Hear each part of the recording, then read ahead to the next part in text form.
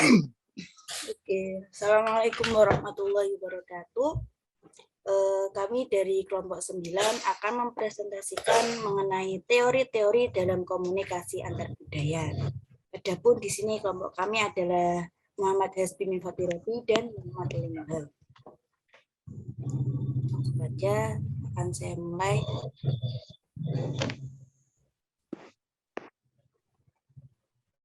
Teori komunikasi antar budaya. Teori komunikasi antar budaya mengalami kemajuan yang sangat pesat dalam 20 tahun terakhir ini.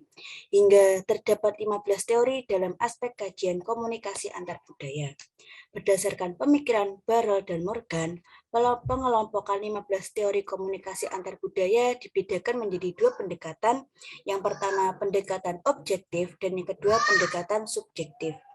Pendekatan objektif ialah memandang bahwa dunia nyata sebagai lingkungan eksternal bagi individu dan memandang bahwa komunikasi adalah ditentukan oleh situasi dan lingkungannya.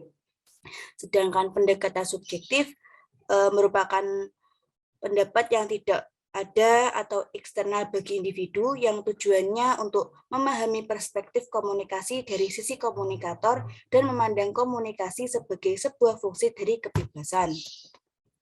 Dari 15 teori komunikasi antar budaya ini kemudian dikelompokkan menjadi 5 kategori. Yang pertama, teori-teori mengenai hasil yang efektif. Kedua, teori-teori tentang akomodasi atau adaptasi. Ketiga, teori-teori tentang negosiasi identitas atau manajemen. Dan yang keempat, teori-teori tentang jaringan komunikasi. Dan yang terakhir, teori-teori tentang akulturasi atau penyesuaian. Selanjutnya akan disambung oleh Saudari Hasbi Mifatirobi. Teori-teori mengenai hasil efektif. Teori konferensi budaya, persilangan dari berbagai teknologi media, industri, dan konsumen.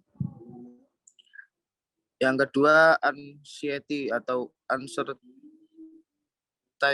management teori. Teori ini menggambarkan ketika seseorang dengan budaya baru saling bertemu, maka akan terjadi kecemasan dan ketidakpastian. Yang ketiga, teori pengambilan keputusan kelompok yang efektif. Kelompok yang anggotanya cenderung homogen, kooperatif, mengakui identitas personal, anggotanya memberi kontribusi yang sama dan memahami masalah akan mampu membuat keputusan efektif. Selanjutnya,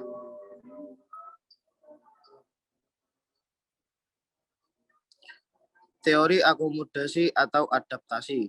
Yang pertama, communication accommodation theory. Akomodasi komunikasi adalah kemampuan untuk menyesuaikan, modifikasi, atau mengatur perilaku seseorang dalam responnya terhadap orang ketika saat berinteraksi. Ketika pembicara berinteraksi, mereka menyesuaikan pembicara pola vokal atau tindak tanduk mereka untuk mengakomodasi orang lain. Yang kedua, intercultural adoption theory. Teori adaptasi antar budaya merupakan proses penyesuaian diri untuk memperoleh kenyamanan berada di suatu lingkungan baru. Yang ketiga, co-cultural teori. Tidak ada satupun budaya dalam masyarakat yang lebih unggul terhadap budaya lain. Teori negosiasi identitas atau manajemen. Identity management teori. Teori yang menunjukkan bagaimana sebuah identitas diciptakan, diatur, dan diubah dalam sebuah ikatan hubungan. Identity negosiasi teori. Teori negosiasi identitas merupakan identitas diri yang dibentuk dalam komunikasi dalam berbagai latar kebudayaan. Cultural identity teori. Teori identitas budaya, cara anggota kelompok budaya minoritas bergabung dan bersatu dengan kelompok yang dibentuk sebagai sebuah kejelasan dan komitmen sebagai bagian masyarakat yang mayoritas besar. Selanjutnya akan dipresentasikan oleh Muhammad Ulin Nuha. Teori-teori tentang jaringan komunikasi. Yang pertama, Outgroup Communication Competence Theory, Intracultural versus Intercultural Network Theory, Network and Acculturation Theory.